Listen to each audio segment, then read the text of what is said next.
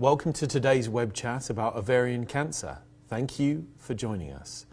My name is Ed Bottomley with the Michigan Medicine Department of Communication. Our goal today is to provide helpful information about ovarian cancer, and we'll introduce our panelists in a moment, but first, just a few housekeeping items.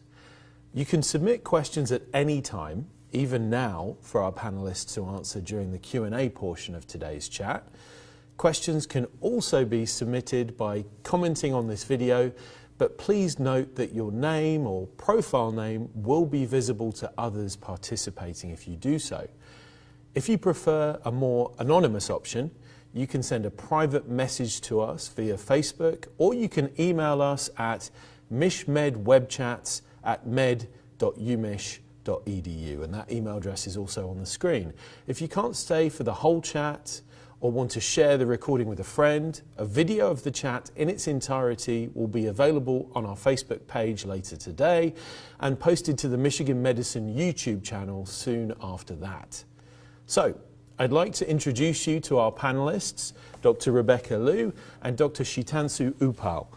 If you guys could just give me a few seconds on your expertise in this field, Dr. Upal.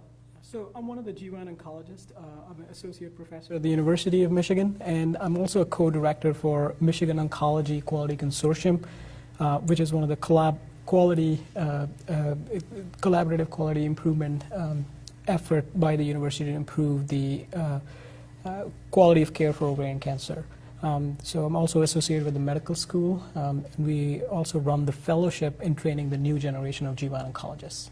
Fantastic, thank you. Dr. Lee?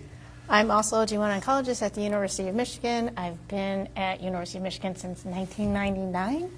I practice both at University of Michigan and St. Joseph Mercy Hospital and do research in ovarian cancer. I also work on the Michigan Oncology Quality Consortium with Dr. Upal. We try to involve all of the GYN oncologists in the state to improve the quality of care for ovarian cancer patients. So I hope that you will participate with us. Thank you. Well, I'm excited to have both of you with us here today. Let's go straight into the questions. Reminder, you can ask any questions on the Facebook feed itself via direct message or also via the email address which is on the screen. So our first question, a straightforward one here. What is ovarian cancer? Perhaps it isn't a straightforward one. What is ovarian cancer? I don't think it's really that straightforward. There are many types of ovarian cancer. There's sort of a continuum. Some ovarian cancers are diagnosed in very young women, in their teens, 20s, and some are diagnosed in women who are postmenopausal.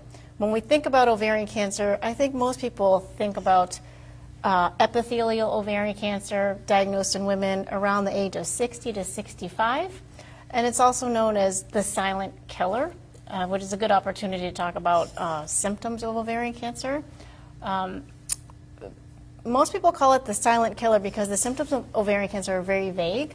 People may have kind of bloating, indigestion, pelvic pressure, maybe some sort of urinary problems, which is, everybody's had those at one time or another.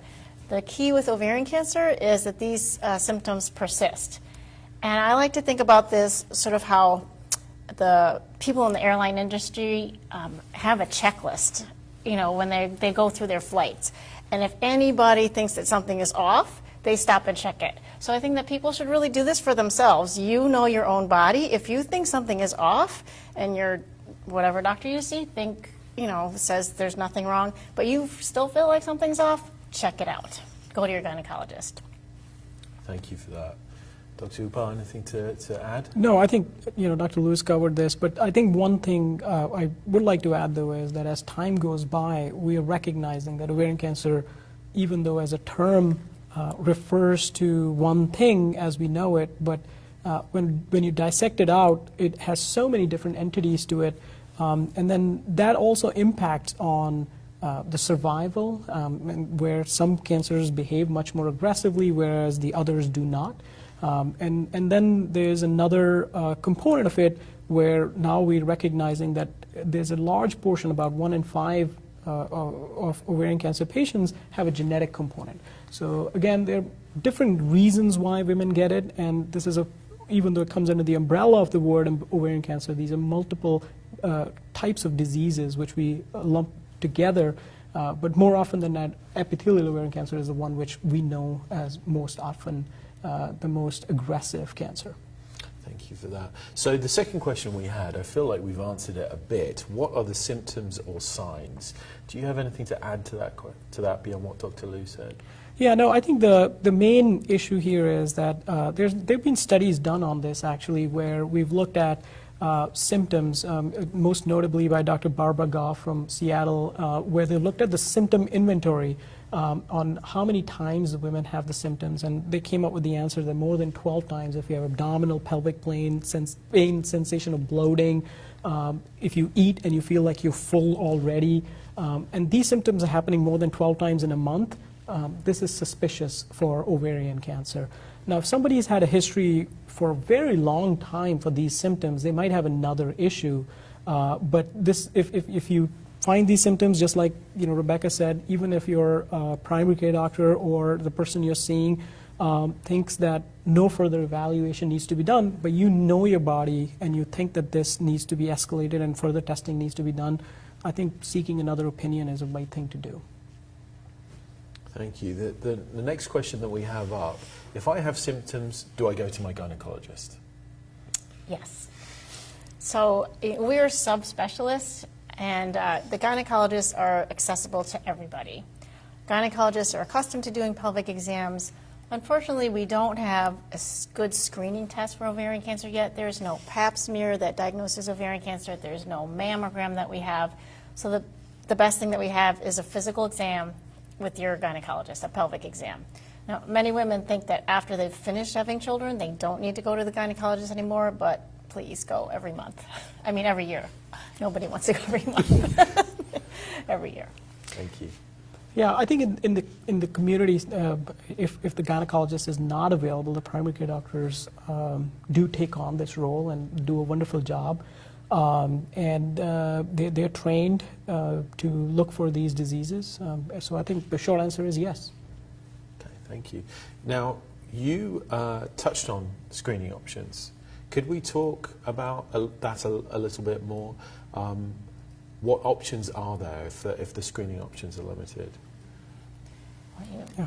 So I think for screening, before I go into the details of the screening, I think you have to look at why do we screen for cancers, right? And what is the good and the bad of the screening? And I think that's the fundamental reason why we don't have a good screening test for ovarian cancer.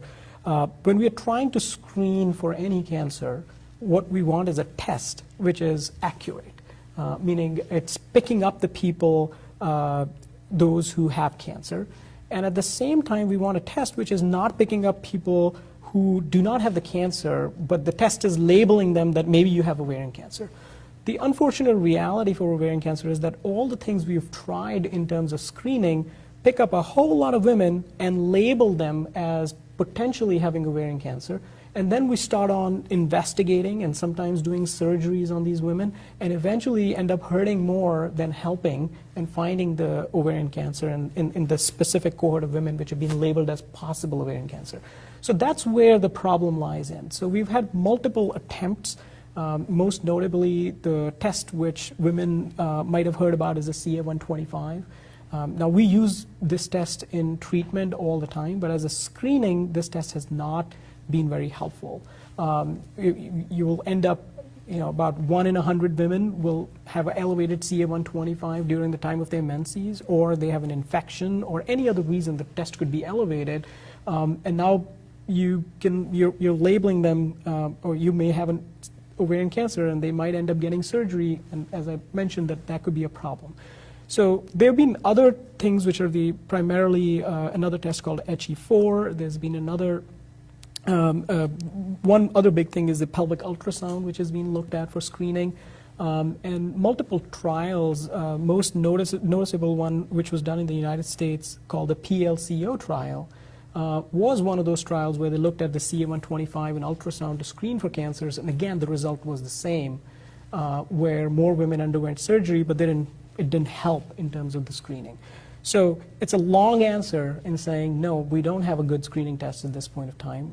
The Society of GYN Oncologists, the American College of Obstetrics and Gynecologists does not recommend screening in women who are low risk.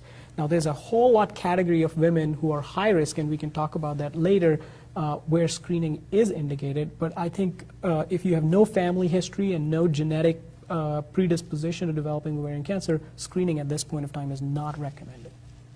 Thank you for that. Anything to add, Dr. Liu?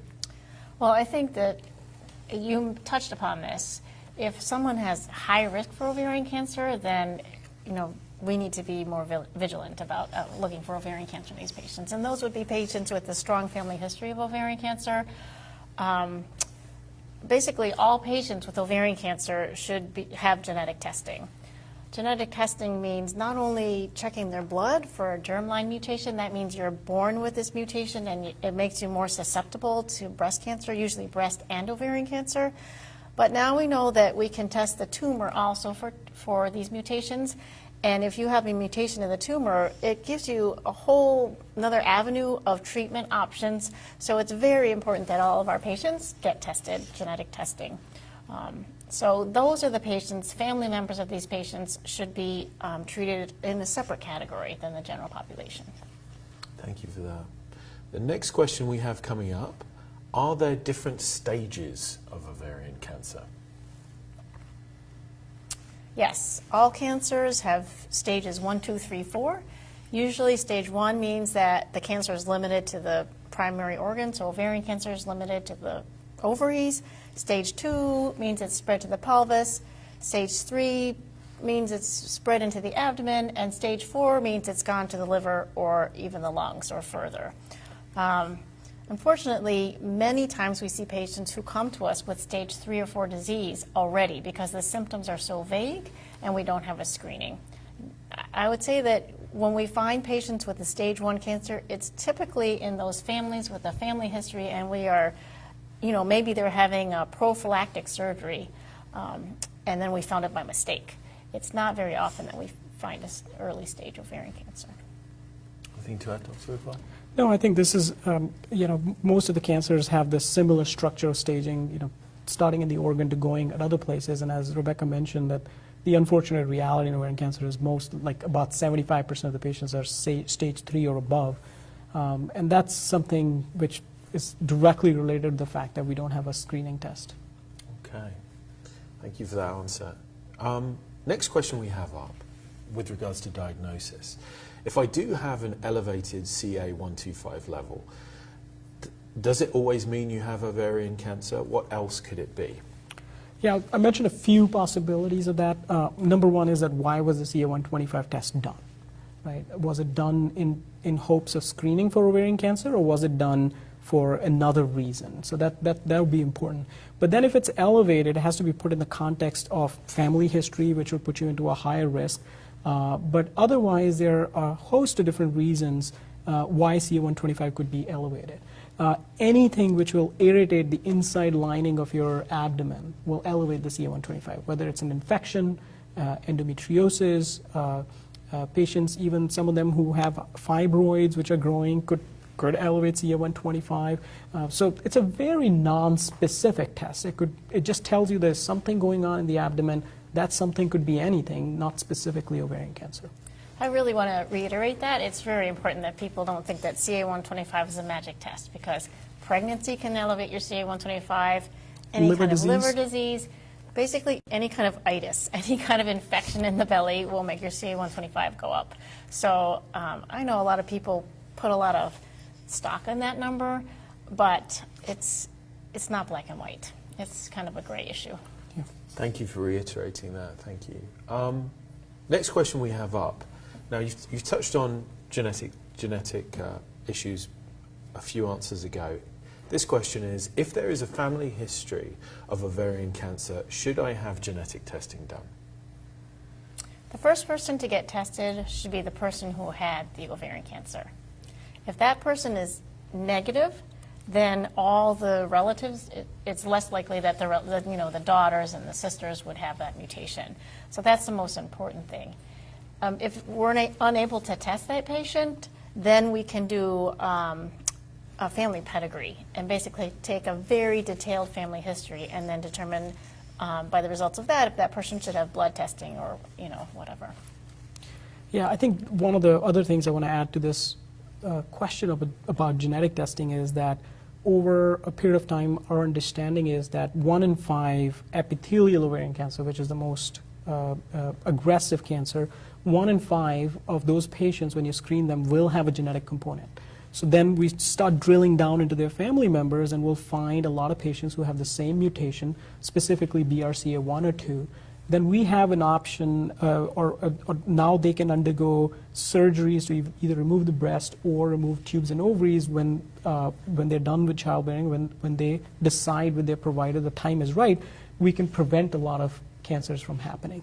The other thing I want to add here is the question about genetic testing is we're in interesting times because the FDA just approved some of the kits from California where you can do BRCA1 and 2 genes yourself. There's a lot of discussion happening in the community as to what does it all mean.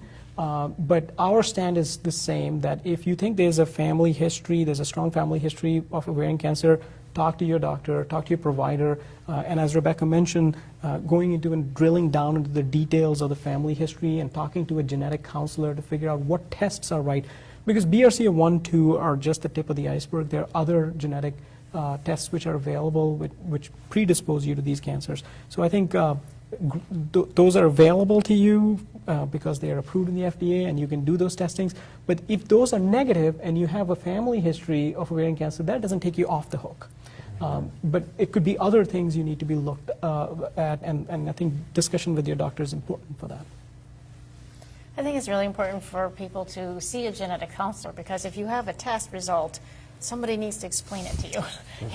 It's really unhelpful if you have a, yes or no. You don't know how to interpret it. So it's very important to speak to a genetic counselor. And I feel like this next question kind of flows perfectly on from that. If I have BRCA1 or 2 gene, should I get a hysterectomy if not diagnosed with ovarian cancer? I think if you have a BRCA1 or 2 gene, you should be hooked in the system, talking to an expert who takes care of patients who have BRCA1 and 2 genes. These discussions are often very nuanced. The risk of cancer is not a static thing. As you age, your risk goes up. And the risk is different for BRCA1 and BRCA2. Having a discussion with a team which has the expertise in dealing with these issues will not only help you make this decision, but can also help you fulfill some, if you're at an age where you're hoping to have children, then you can work with this team and see, what is the best time where you can reduce your risk of having cancer, but also fulfill, your fertility. Having a risk reduction mastectomy is an option, but again, having a discussion with this team is super important. So, answer to your question, should I be getting hysterectomy? That's a question we don't have the answer yet. That's a much more detailed question. Even when we do propose surgeries in patients with BRCA1 and 2, we usually remove tubes and ovaries and leave the uterus. However, there's some new research which shows that they have an increased risk of endometrial or uterine cancer. But we don't have any society recommendations on this. This question is actively being debated right now in our society to come up with the question whether hysterectomy is worth it or not. I would just add that our teams taking care of patients with BRCA1 and 2 mutations or even other mutations that predispose you to ovarian cancer are a multidisciplinary team. So there are surgeons and there are medical oncologists and radiation oncologists, and there's a whole team, plastic surgeons. It's not just one person you'll see. You'll need to see a whole team and get all of your options so they can make a good decision. Yeah, and then the other last point I would like to make with BRCA1 and 2 is breast and ovarian are the most common cancers, but that also predisposes, BRCA predisposes you to other cancers as well. So, we have a focus in ovarian cancer, so we always think about ovarian cancer, and we are here to discuss ovarian cancer, but that, we should not forget that these mutations predispose you to, gastrointestinal cancers, for example, pancreatic cancers. So, that it just highlights the importance of having a team which is used to taking care of these patients. Thank you for that. And the final diagnosis question, or the last one that we have up right now, life expectancy, how long would I have to live after being diagnosed? That is a That's a very I'll give that to you.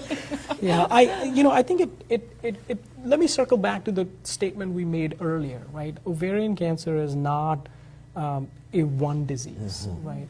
So I think if you have a cancer which is not as aggressive and was diagnosed at an early stage, whether it was picked up because you were going to your doctor and they felt a mass during the exam, or you were having an ultrasound for something else, or it was caught at a later stage but still not an aggressive cancer, or you underwent the right treatments, the life expectancy could differ a lot.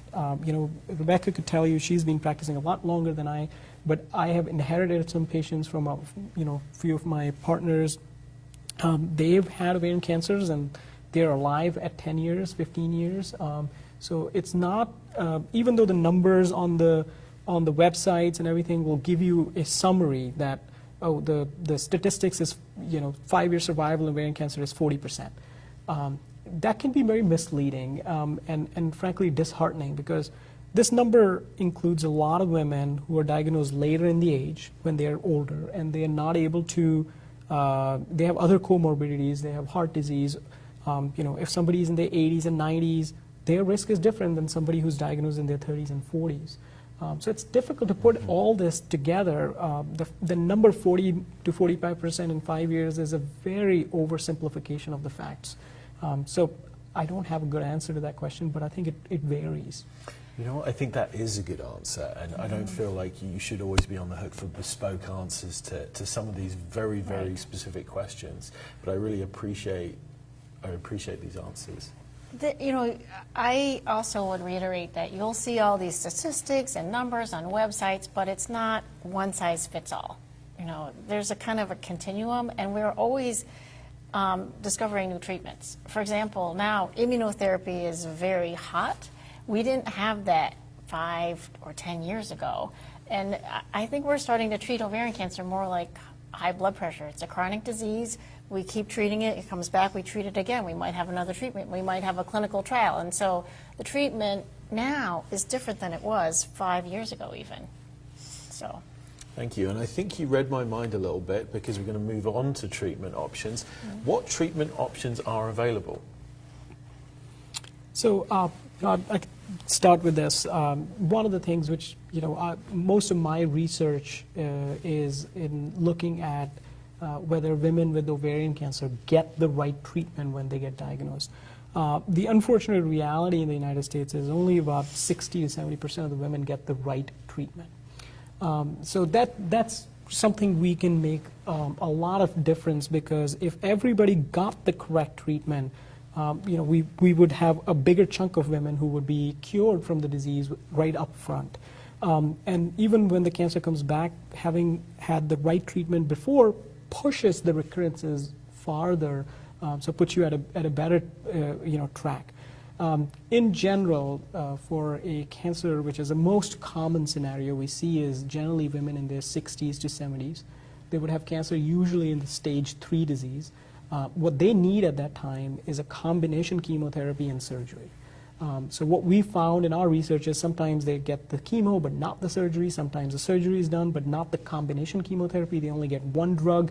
Those are the things which we can make a huge difference with by giving the right treatment. But generally it's a combination of treatment and surgery. The other thing I want to emphasize in the treatment of ovarian cancer is who treats your ovarian cancer matters. Rebecca and I and our partners here in GYN oncology are obstetrics and gynecology trained, but specializing in only treating cancers in women. So we don't do anything else but treat these cancers. And there's data to support that women who actually see GYN oncologists during their treatment have better survivals. So even if they are getting treatment from closer to home, if there's not a GYN oncologist available, the guidelines, both from the American Society of Clinical Oncology and the Society of Gynecologic Oncologists, are that at some point a consultation with the GYN oncologist should have happened. And then they could get chemotherapy closer to home with medical oncologists. But the surgery part, we're specially trained to do these surgeries. Sometimes these surgeries last for 6 to 8 hours. And how much effort is made in these surgeries directly translates to the survival in these patients. So seeing a GYN oncologist and also participating in a discussion with your doctor, am I getting standard of care? And this line is relevant to any cancer. Am I getting the standard of care? Is something which people can do to improve their chances in getting treatment.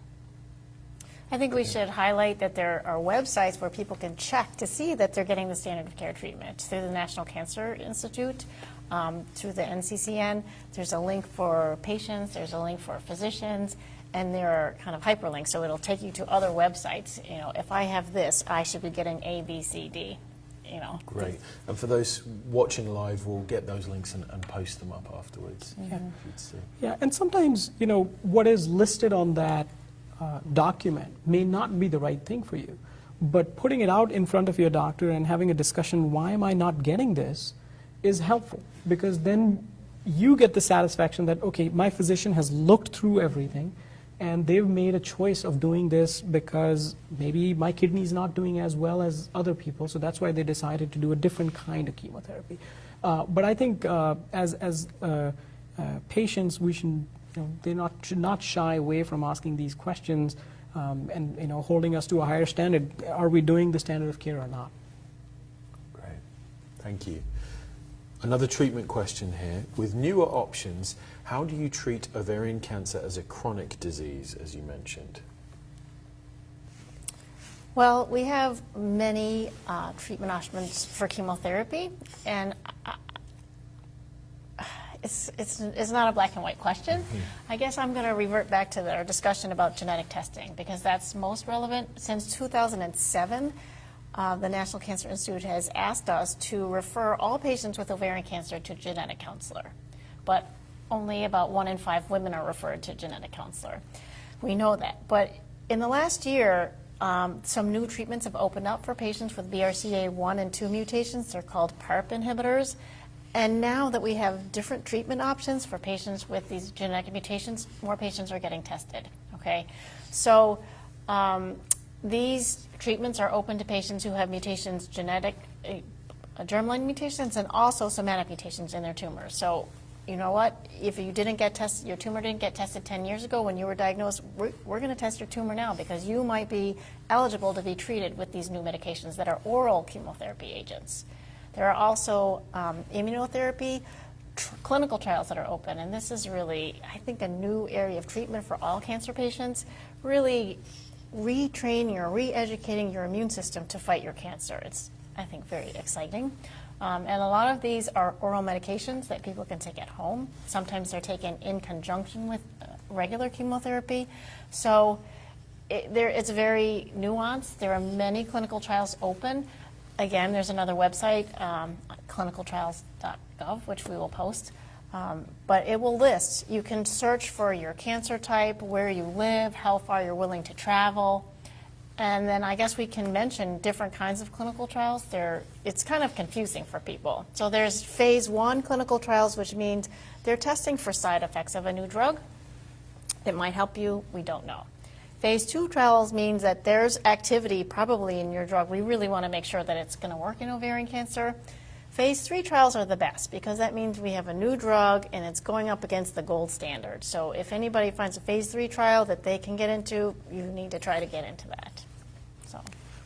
Yeah, so I just want to clarify something about when we use the word chronic disease. I don't want people to think that ovarian cancer is treated just like diabetes. It's much more serious than that. But we often, in our conversations, will call it a chronic disease, which is in some way, we're a little optimistic about it.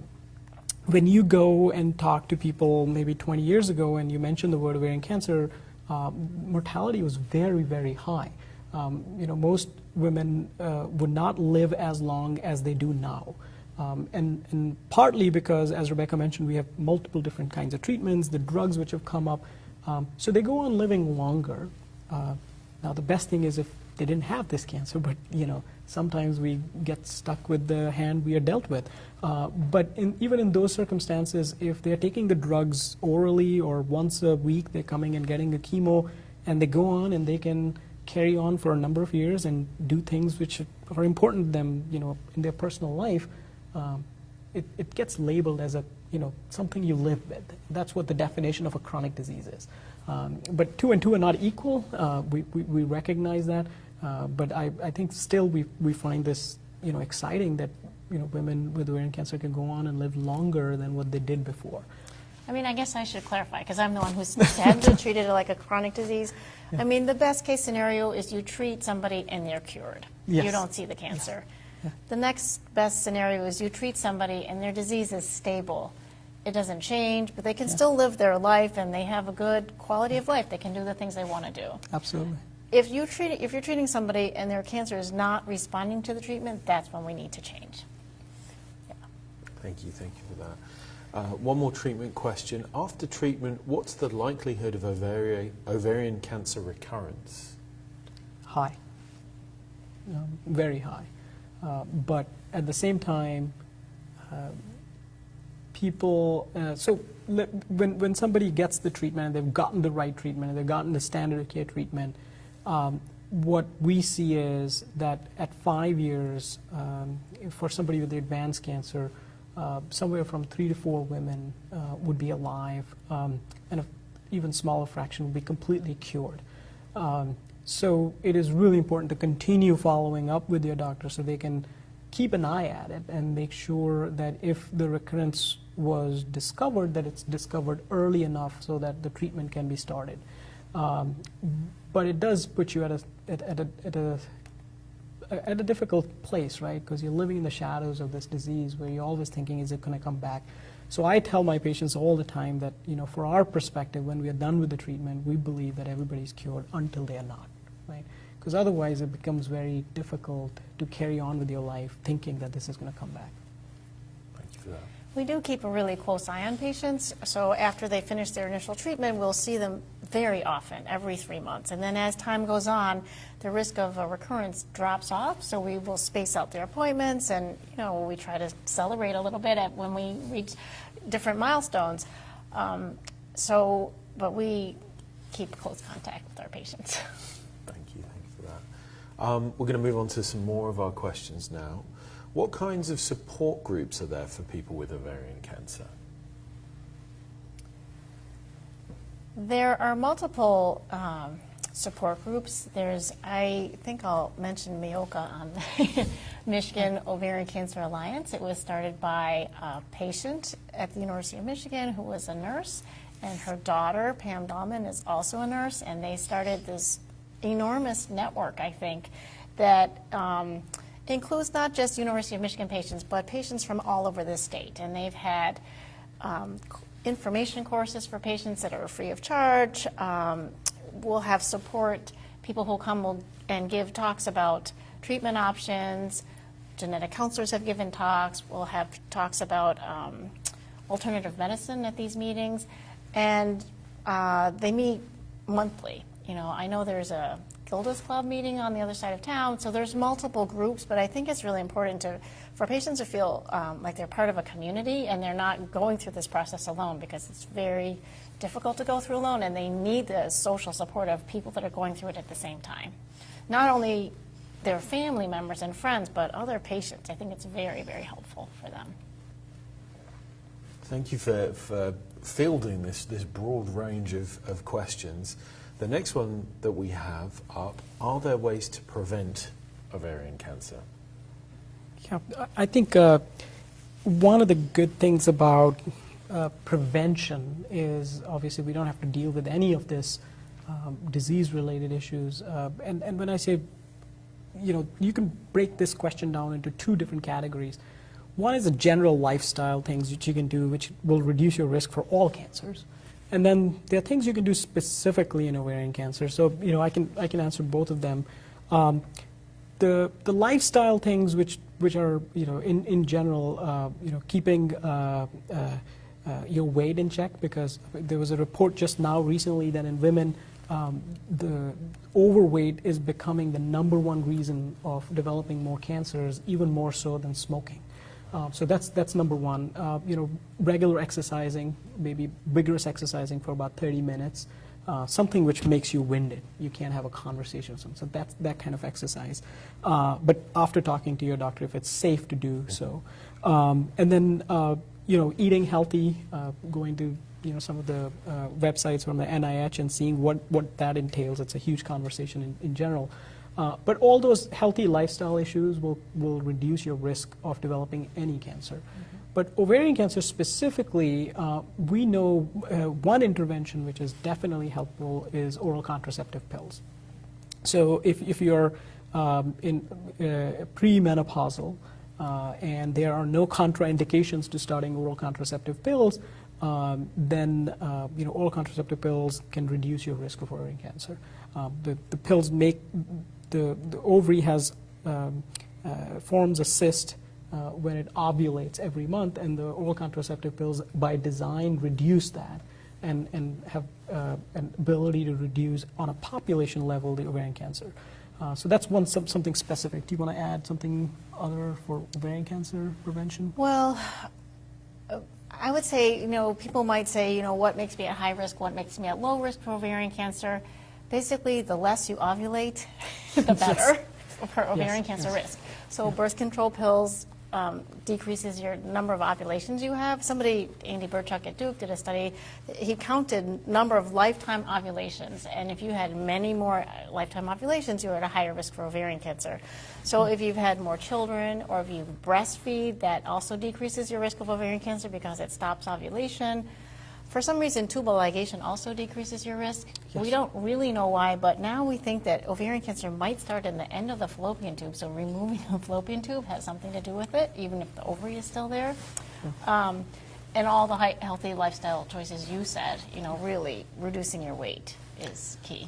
Yeah, I think that Rebecca brings a really important point that women who, this is applicable to a very specific population.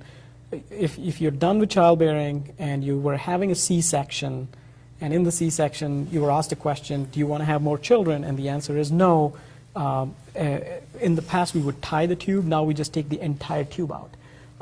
I think that's something which we think will reduce the risk of ovarian cancer, because there's some newer research which is coming up which is showing that a lot of these ovarian cancers actually start in the tube. So this is still an area of active investigation. We don't yet recommend that women, once they're done childbearing, go and electively remove their tubes. This is still an area of active investigation. There are no recommendations on that yet. But definitely in the high-risk population, if you have a strong family history, again, talking to the genetic counselor, you'll definitely be steered towards a direction where tubes and ovaries are removed once you're done childbearing. So I think these are all possible ways of reducing ovarian cancer. So you both mentioned weight as a prevention. Can it affect your recovery as well? Recovery from treatment. Yes, I think that obesity is associated with so many different things that affect your health. High blood pressure, your risk of heart attack, all these other things. This all contributes to how we can treat you. Our treatment is sort of limited by what you can tolerate physically and emotionally, but physically also. Some of the drugs affect your heart, so if your heart is not in good condition, we can't give you that chemotherapy. We have to consider all the different parts of you, not just the cancer. We have to consider you as a whole. So even just recovery from surgery is really improved if you have good physical health going into surgery. We know that if you are a walker and you regularly walk, even just 2 weeks before surgery, you're going to do better with surgery. So being physically active is always a plus. Reducing your weight, there's some people ask, is sugar bad? Is cancer like sugar? Is it okay if I eat candy? I think that everything in balance is a good rule of thumb. Yeah. I think the obesity is a huge topic in this setting, but I think overall, I would say we poorly understand the obesity. We don't know why some people gain more weight than others. That's an area which is heavily being investigated right now, that how we can stop the obesity crisis we have. But the short answer is yes, those who are already at a higher weight, at every stage of the treatment, it is slightly more difficult for us. That doesn't stop us from doing our best, but overall, if you were to compare patients in terms of their surgical outcomes, patients who are overweight, there's higher risk of infection in the incisions. Surgery in general is a little bit more difficult, so that does affect their outcomes. Later on in the treatment, when we have chemotherapy, then it is really important that some of the work done in the University of Michigan by Dr. Griggs, who's one of the medical oncologists here, is showed that patients who were higher weight got less chemotherapy because the protocols which had a weight restriction or a limit were not giving the entire amount of chemotherapy which was recommended for these patients. So there are lots of nuances in this, but yes, that can negatively affect you. So it should stay on people's radar in terms of prevention, that by taking an active approach in their weight management, they can reduce risk of lots of different diseases, not just ovarian cancer. Thank you for that. The next question, do supplements or vitamins help reduce the risk of getting or having a recurrence of ovarian cancer? Oh, do you mind if I take this one? No, please. Yeah, I say this because this is a question which is very, I'm very passionate about this subject. And the reason for this is that the evidence supporting this is it's close to zero. There are two aspects to this. Number one is, I would recommend people who are really interested in knowing about this conversation is Frontline from PBS did a huge 1-hour documentary on supplements in the United States. It's not an FDA regulated market, and specifically in that commentary, there were two issues they mentioned. Number one was when you're taking supplements, there was an issue that are you getting the supplement which they are claiming is in there? And the second thing was the efficacy, the dosing, especially in vitamin D. Some of the brands which were selling it had wide ranges of it. The other issue is we have not had any study which shows that by taking these vitamins and minerals and that people have reduced the risk of cancer. As a matter of fact, study after study which has come out has shown that these interventions are not helpful. Now, if somebody is deficient in a vitamin because of a reason, because the diet they choose, or maybe they have some GI malfunction and their physician thinks that they should be supplemented for that vitamin, I am not talking about that population. I'm talking about, in general, people who are able to eat a healthy lifestyle. So I think the last thing I would say is that if you have a cancer, and if we presumed that your cells and your body did really well with vitamins, so will the cancer cells. You're feeding them in addition to yourself. So no matter how I look at it, I personally cannot come to a conclusion that these things are helpful. There are no recommendations from our societies that people should take supplements to prevent or treat cancer with minerals and vitamins.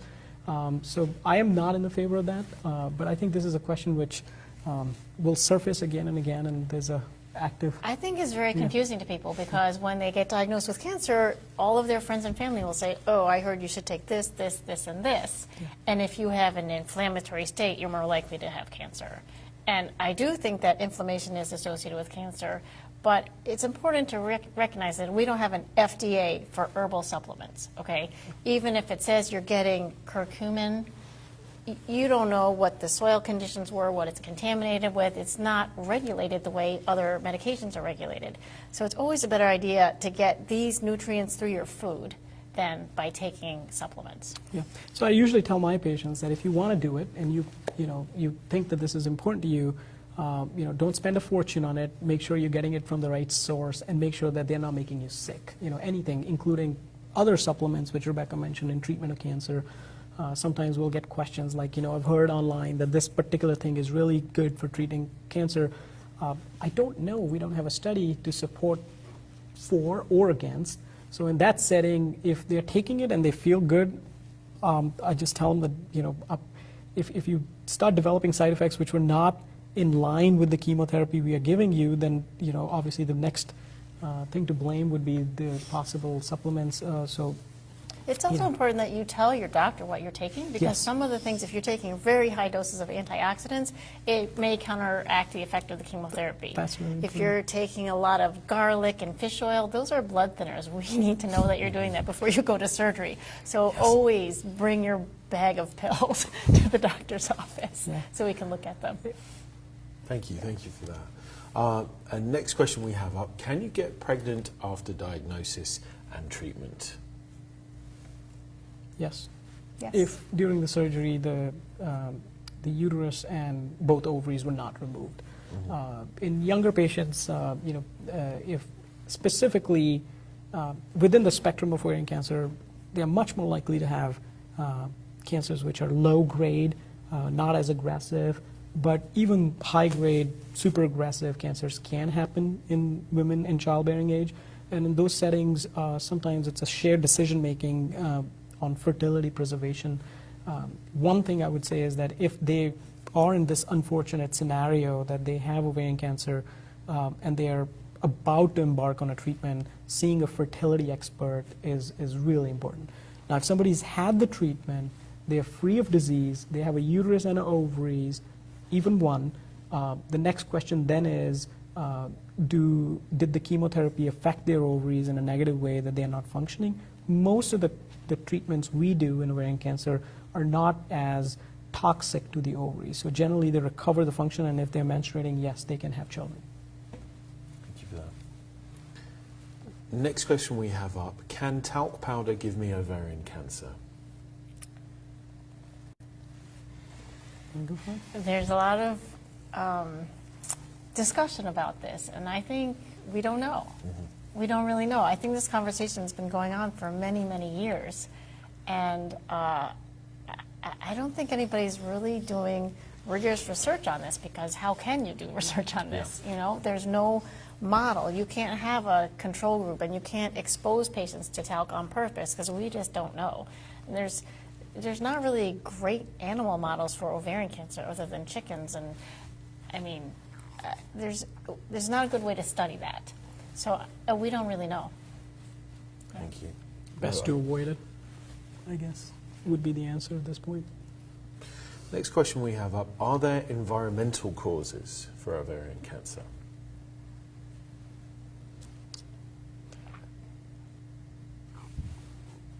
Sounds like that's a tricky one too.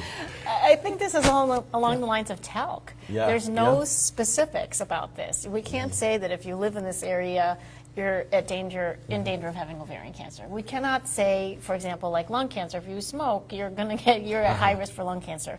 We can't really say that about anything for ovarian cancer. We just don't know. So, you maintain a healthy lifestyle and you eat more fruits and vegetables than processed food, that's all we know. Thank you. What is the difference between ovarian cancer and an ovarian cyst? It's, I'll go back to those Venn diagram analogies, like where they say, all dogs are animals, but not animals are dogs. All ovarian cancers can have cysts in them, but all cysts are not ovarian cancer. I don't know if it makes sense. So you can have cysts which are not ovarian cancer. You can have normal cysts, you can have cysts which are completely benign, they have no cancer in them. But regardless of that, if you have small cysts on an ultrasound, which was done for whatever reason, women in their premenopausal years will always have cysts. Generally the gynecologist will repeat the scans unless they're very large cysts. In those settings, nevertheless, I think the short answer is that they should be investigated.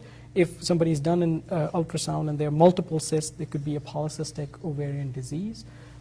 So cyst is basically saying that there's a small enclosed area with a little bit of fluid inside of it. Now, whether it's an indication that this cyst is an ovarian cancer or not, sometimes it is. And when you serially follow these, you do an ultrasound and it's growing, and that's how some patients get referred to us, that they had cysts and they are growing, and they've done a CA-125 level in this patient. It's elevated. All these things are pointing that they might have cancer. we'll typically go in and remove these and figure out whether this is cancerous cysts or benign cysts. More often than not, they're benign, which is good. But no cysts should be completely ignored. But if it's a discussion with the doctor and they think that this is not a cyst you should be worried about, then let them take care of it. I mean, all women have cysts because every time you ovulate, you make a cyst. Cyst. So it depends on the context. You know, how old are you and where are you in your menstrual cycle? You know, how big is it? How long has it been there? So it's a conversation to have with your gynecologist. Yeah. And the gynecologist, if they need us, they will call us and say, could you please see this patient? Tell me what you think. And then we have a conversation about it. Yeah, we So, get much more yes. alarmed when the cysts are happening in somebody who's postmenopausal. Just because they're in that age group, the ovarian cancer is more common. And after you're done with your postmenopausal and you're not making cysts regularly on the ovary, why should there be a cyst? So we get a lot more alarmed in that setting. Thank you. We're into the final 10 minutes here. It looks like we've got a couple of questions left. This one is looking forward. Where do you see the future of ovarian cancer diagnosis and treatment going? I think there's a lot of excitement about looking for screening tests. And so, as we mentioned earlier, there's no pap smear or mammogram for ovarian cancer, but people are finding out that if you have a certain type of bacteria in your system, you're more likely to have colon cancer. I think we're going to find that with ovarian cancer, and I think it's not really the bacteria, but it's your immune system. What does your immune system do with different types of infection, and how does your immune system get rid of abnormal cells? So I think that screening and treatment is all going to come down to, you know, how can we kind of tune up your immune system? I think that's a really big area of research. Yeah.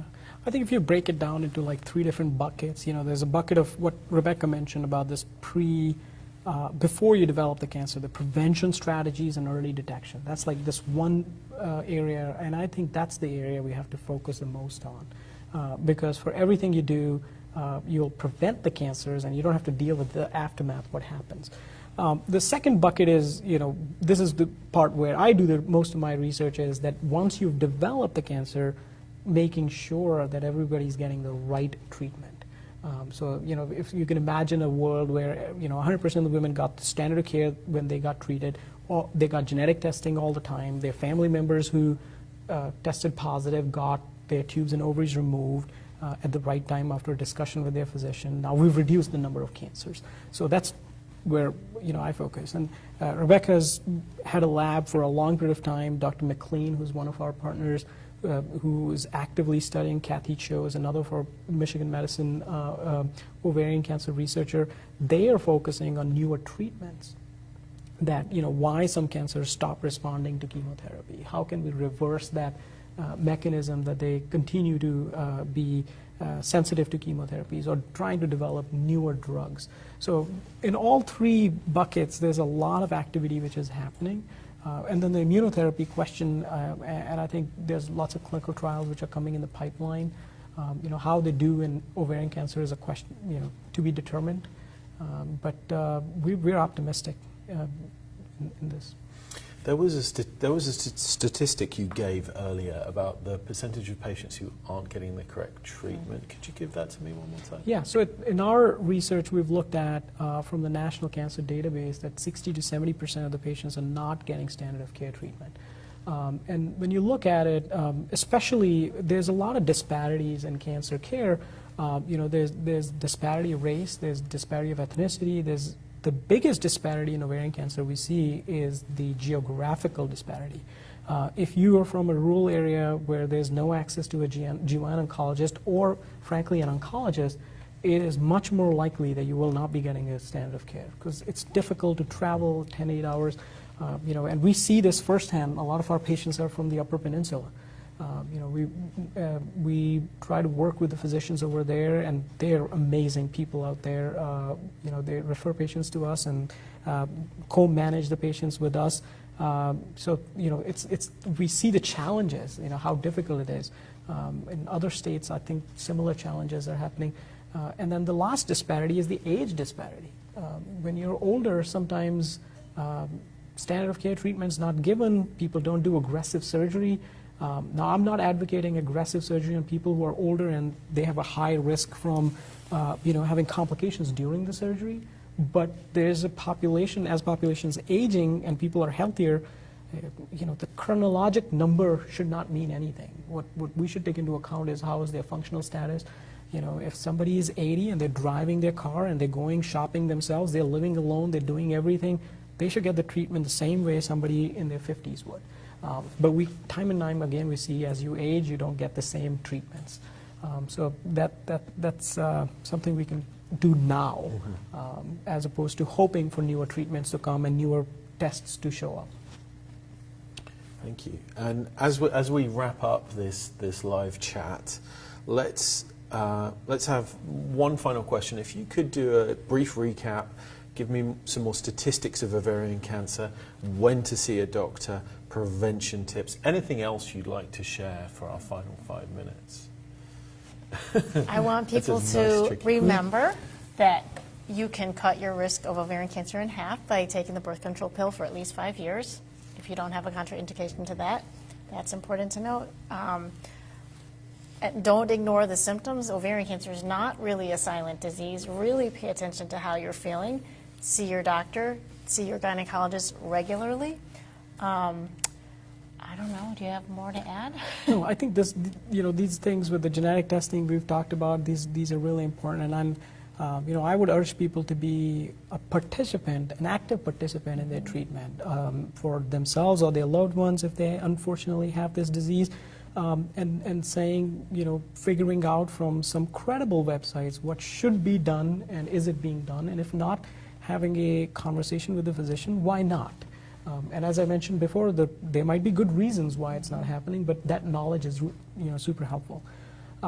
So in addition to all this, one other thing since we're running out of time, I want to mention is, a lot of things we mentioned where the research is necessary, for example, in the early testing phase or in treatment or making sure people are getting the right treatment, these research endeavors need money, right? And money comes from some of the National Institute of Health, NCI, National Cancer Institute, grants. Our group has shown, and we presented this data in Society of GYN Oncology, there's a huge disparity in funding in ovarian cancer.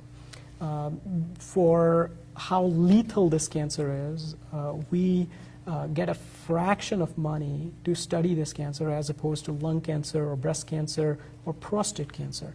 Now, whenever I talk about this, I get an argument that, yeah, but those cancers are really common. But one thing people forget is that the number of women we are losing with this cancer actually put it really high on that list. And the number of life years lost, because a lot of women develop this cancer in their 50s and 60s, if life expectancy in the United States is 80, we're losing 30 years of life. So people should reach out to their elected members and say that, there should be some equitable form of distribution of NIH dollars in studying these diseases. Otherwise, what's going to happen is that we'll have cures in other cancers, but not in this disease. And that worries me, and we'll be left behind, and unfortunately, gynecologic cancers are being left behind. We found the same thing in endometrial cancer, which is a uterus cancer, and in cervix cancer. We need money to be able to do this, and frankly, what we are asking for is grants. These are scientifically vetted grants, not donations. So this is super important in this field. It's very important. We need to do these large clinical trials that, national trials, not just in one institution, trials that include patients from all over the country, because ovarian cancer is not common. So we need to be able to study large groups of patients. Yeah. We have no shortage of brilliant minds, and what they need is some money to help their research efforts so we can move a needle on this cancer. Well, thank you. I think that wraps up today's chat. Thank you both for your time and expertise, guiding us through all these nuanced answers. I think this has been very, very valuable. I have a link that I can give everybody, and we'll also post onto our Facebook page. So for more information on ovarian cancer, please visit rogalcancercenter.org/ OCI. So that can be a useful link too. Dr. Upal, Dr. Lu, thank you so much for your time. Thank you for coming onto this Facebook Live, everybody who's been here and posted questions. Thanks again. Okay. Thank you. Thank you.